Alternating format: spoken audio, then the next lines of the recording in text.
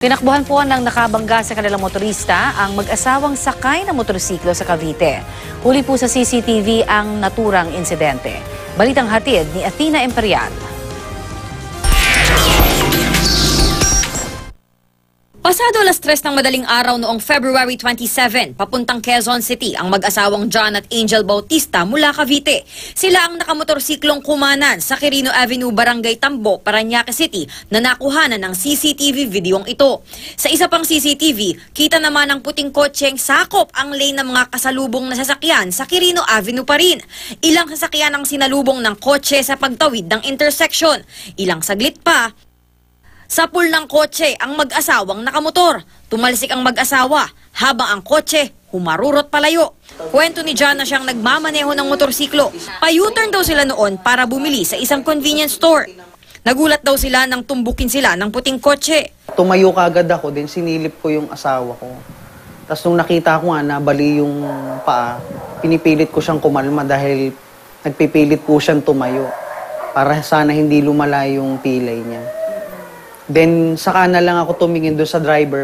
Hindi makapagtrabaho at makapag-alaga ng maayos na mga anak si Angel dahil nabali ang kaliwang binti niya. Yung kasing kotse, yun nga kasi po yung bumundol sa akin nung paliko kaming ganun sa convenience store. So ako talaga yung tinamaan nung harapan ng sasakyan. Sa sobrang sakit niya, hindi ako makaiyak.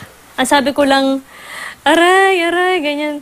Tapos gusto kong tumayo nung tinry kong gumapang. Pero nagtataka ko ba't hindi ko magalaw yung mga paa ko. Idinulog na ng mga biktima sa pulisya ang aksidente. Si John, gumawa na ng paraan para humanap ng mga CCTV video para ma-identify ang kotse.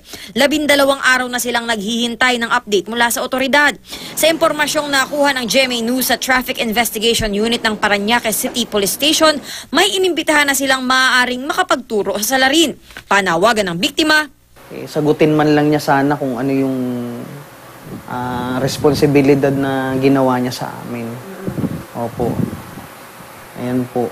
At saka dahil hindi kami parehong makakapagtrabaho, sana po matulungan niyo po kami na malutas po yung kaso na to at saka yung maagarang hustisya sa asawa ko po. Kasi may anak po kaming umaasa rin sa amin na maliliit pa.